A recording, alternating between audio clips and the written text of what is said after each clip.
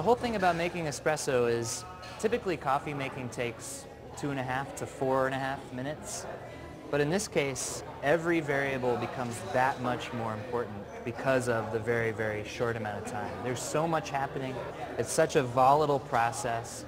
It's kind of a violent thing, extracting espresso. It's 135 pounds of pressurized water, which is like, an adult human being's body weight, being forced through just a tiny wafer of coffee.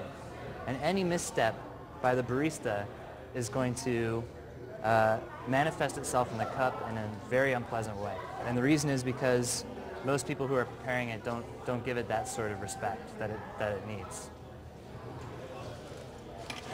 This is a good practice when you first walk up to the machine, just to see how it feels. If it feels really coarse, then it probably is.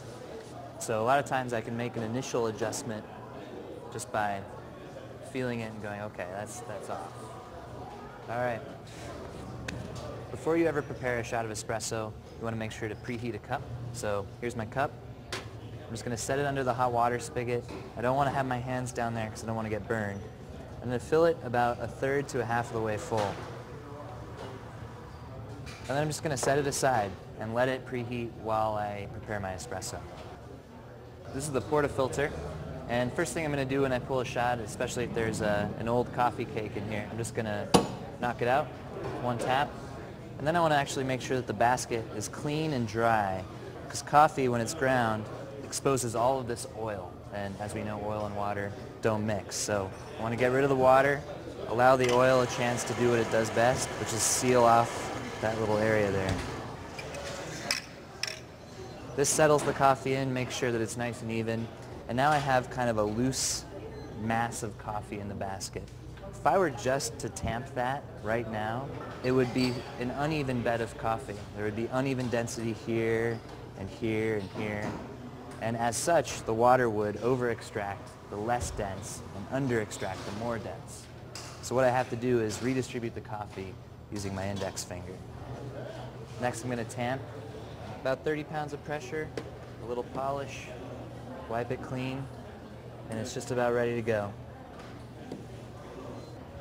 Purge a little bit of water through the group head. That's going to clean off the dispersion screen, and it's also going to make sure that what's available here is nice and fresh and hot water. Insert the Porta Filter, start my shot right away. Make sure to toss out that pre-warming water. Proper espresso extraction happens somewhere between 20 and 30 seconds, depending on what you're looking for. If your coffee looks pale, tastes a little thin and a little weak, then you might have to pull the shot a little slower, which just means adjusting your grind a little bit finer. If your shot looks black, is too short, and tastes like super bitter and compact, then you're probably extracting a little slow. So you can adjust your grind a little coarser and be ready to go.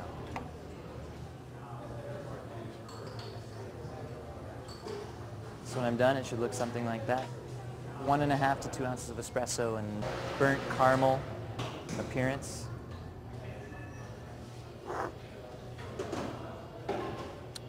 It's really nice. My name is Kyle Glanville. We're here at Intelligentsia Coffee in Venice, California. We take every single step in the chain from seed to cup as seriously as possible.